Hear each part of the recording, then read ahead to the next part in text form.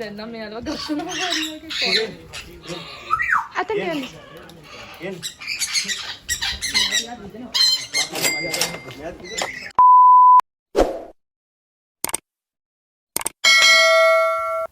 ඉතින් ළමයි කොහොමද ඔයාලට? හැමදාම වගේ ඔන්න අදත් අපිත් එක්ක රවුමක් යමු. ඔන්න අද අපි යන්නේ හන්තාන බර්ඩ් පාක් එක බලන්න. හන්තාන බර්ඩ් පාක් එක බලන්න ගිහින් තියෙන අය කමෙන්ට් එකක් දාන්න බලන්න. ඇත්තටම මේ ගමන ගිහිල්ලා නම් දැන් ටිකක් කල්. මම කැම්පස් එකේ ඉන්න දවස්වල තමයි මගේ හබියත් එක්ක ගියේ. මම කැම්පස් එකේ ඉන්න දවස්වල ඉතින් හබියා සතියේ සැරයක්වත් එනවා මාව බලන්න. ඒ ආවම ඉතින් කොහේ හරි ඇවිදින්න එක්කන් ගියා. එහෙම ඇවිදින්න එක්කන් ගියපු දවසක් තමයි මේ. ඇත්තටම හන්තාන බර්ඩ් පාක් එකට ගියාට පස්සේ ඇතුළ හරියම කාම්. එයාලට මයින්ඩ් රිලැක්සින් මියුසික් එකක් නිතරම ප්ලේ කරලා තියෙනවා. ඇත්තටම මේ ගිහිල්ලා අපි දැන් ටිකක් කල් වෙනවා. සමහරට මේ දේවල් වෙනස් වෙලත් ඇති. මෙහි එන්ට්‍රන්ස් එකේ ඉඳන්ම ලස්සන තැන් ගොඩාක් තියෙනවා ෆොටෝස් ගහන්න නම්. අනේ මන්ද අපි ගියපු දවස්වල නම් එහෙම බලන්න ලොකු දෙයක් තිබුණ නැහැ. ඔය තියෙන කැන්ටීන් එක එකෙත් පොඩි කැම් වර්ග ටිකක් තිබුණා ඒ දවස්වල. දැන් සමහර විට මේ දේවල් මීට වැඩිය හොඳට හදලා ඇති. ඉතින් 18 පැනපු ළමයි දෙන්නෙක් විදියට අපි කිඩ්ස් පාක් එකට නම් ගියේ නැහැ. මුලින්ම අපි ගියේ කුරුල්ල බලන්න.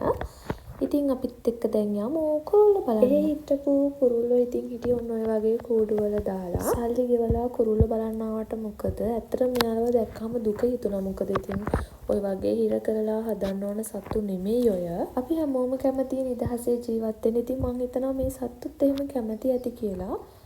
මොකක් හරි අවාසනාවකට ඒ සත්තුන්ට ලැබිලා තියෙන ජීවිතය තමයි මේ. ඔන්න දැන් ඔයාලට බලා ගන්න පුළුවන් සුදු පාට සෙබඩ කෙනෙක්. අනේ ඇත්තටම එයා නම් හරියම ලස්සනයි. මේ ඉතින් සෑහෙන දුරක් පයින් ඇවිදින්න තියෙනවා. අපි ඉතින් මාන්සිය නැති වෙන්නත් එක්ක එක විකාර කර තමයි ඇවිද්දේ. ඔයාලටත් දැන් ඒ විකාර බලා ගන්න පුළුවන්. ඇත්තටම ළමයි මෙහෙ ලොකුවට බලන්න දෙයක් නැහැ. අපි ඉතින් ඔහේ ඇවිත්තා. යාළුවා ඊතල ගහලා තියෙන පැත්තට අපි ඇවිත්. මං ඉතින් කරොත් කරන්න ඔය වගේ කිසිම තේරුමකට නැති දෙයක්. පයින් ඇවිදලා මේ වෙද්දී අපි හොඳට මහන්සි වෙලා හිටියේ. හින්දා අපි චුට්ටක් ඉඳගෙන මහන්සි වෙලා. ඉතින් ඒ ඉඳගෙන හිටපු තැනට පේන view එක තමයි ඔය. ඔයාලත් බලන්නේ පොකුණ කොච්චර ලස්සනද කියලා. ඒකේ ඇති ලස්සනක් නෑ ළමයි. ඒකේ බලන්න දෙයක්වත් නෑ. ඊට පස්සේ ආයෙමත් අපි ඇවිදින්න පටන් ගත්තා.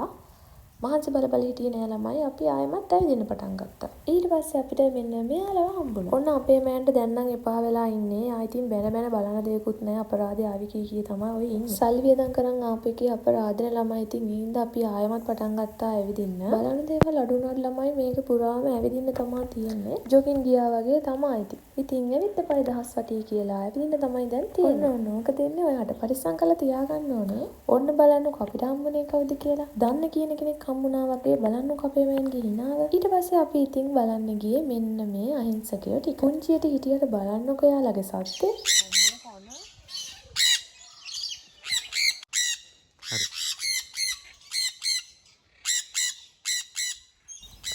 අනේ ඇත්තටම පව් නේද ළමයි මේ සත්තු. එන්න කයියක්වත් දාන්න. ඊට පස්සේ අපි මේ ලස්සන පාර දිගේ ඉස්සරහටම ඇවිදගෙන ෆොටෝස් ගන්න, වීඩියෝ කරන්න කියාපු තැන මෙතන. අපිත් ඉතින් මෙතන නතර වෙලා ෆොටෝස් අරගෙන, වීඩියෝ අරගෙන තමයි යන්න පිටත් උනේ ආයෙමත්. මොකක් හරි අනවශ්‍ය වැඩක් කළා මාව අවසන් එක තමයි ඉතින් අපේ මෑන්ගේ එකම විනෝදය. ඉතින් මේත් ඒ වගේ වෙලාවක් ඉතින් මොනවා හරි කියලා මාව අවසනවා යා. කෑවයි වෙලා ගිටියා. ගැහුවේ ආදරේ ජානේ. ඊට පස්සේ අපි පාර්තිගේ ඉස්සරහටම ඇවිදගෙන යනකොට අපිට මෙන්න මෙයාව හම්බුණා. එයාට අපි දුන්නා සූර්යකාන්ත ඇට. ඒව තමයි මෙයාලා කන්නේ. ඔය බලන්නකො කන අපූර්ව. සූර්යකාන්ත ඇට විතරක් නෙමෙයි අතත් පවුරු ගාලම් කෑව කියන්නකෝ. ඊට පස්සේ අපි මෙන්න මෙයාලවත් බලාගෙන හිමීට ඉස්සරහට ඇවිදගෙන ගියා. ඔන්න දැන් ඔයාලට පුළුවන් ත්‍රාස්‍ය ජනක අත්දැකීමක් ලබා ගන්න. මොකද දැන් අපි යන්නේ ජුරාසික් වර්ල්ඩ් එක බලන්න. බලන්න මහ ලොකු දෙයක් නොතිබුණාට සෑහෙන දුරක් පයින් ඇවිදපු හින්දා මේ වෙද්දි මම මාරම විදියට මාන්සි වෙලා හිටියේ. පේනවනේ අමාරුවෙන් ඇවිදින විදිය. ඊට පස්සේ මම අපේ මෑන්ට කිව්වා මාව චුට්ටක් දුර උස්සන් යන්න කියලා. අනේ අඩි දෙකක්වත් තරන් ගියේ නෑ මම බරයි කියලා ආපහු මාව බිමින් තිබ්බා. ඊට පස්සේ අපි ආයෙමත් පයින්ම අමාරුවෙන් ඉස්සරහට ඇවිදගෙන ගියා. ඔන්න දැන් ජුරාසික් වර්ල්ඩ් එක පටන් ගන්නවා. ඔයාලට මතකද ළමයි අපි ඉස්සර වෙලා මැකෝ ගිරවෙක්ට සූර්යකාන්තට දුන්නා. ඒ දීපු වෙලාවේ ඉතුරු වෙච්ච පොතු වගේ මම අතේ තියාගෙන හිටියා. ඒක ඉතින් මේ වෙලාවේ මම මෙයාගේ ඇඟට විසික් කරා කියලා කියද්දිම මම ඒ ටික එයාගේ ඇඟට දැම්මා. එයා චුට්ටක් තරහත් ගියා. මම ඉතින් අරන් ගන්නෑ. ඔන්න ඉන්නවා ළමයි ඩයිනෝසර් කෙනෙක්.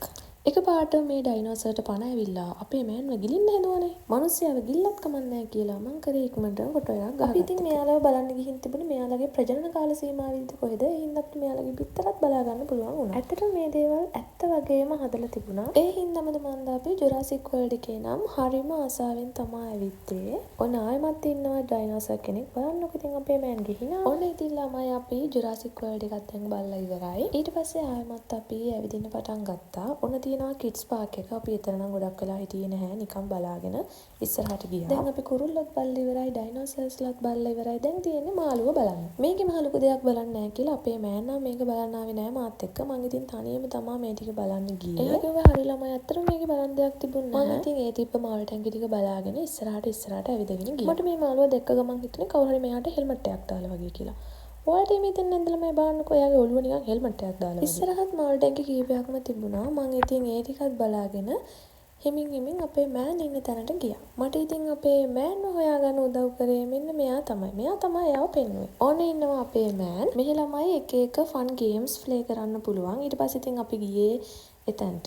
මම නම් මේ මොකුත් කරේ නැහැ. මම ඉතින් කරේ බලන් හිටපු එක විතරයි. අපේ මෑන් නම් ගොඩාක් ආසාවෙන් මේ එක ගේම්ස් ප්ලේ කරා.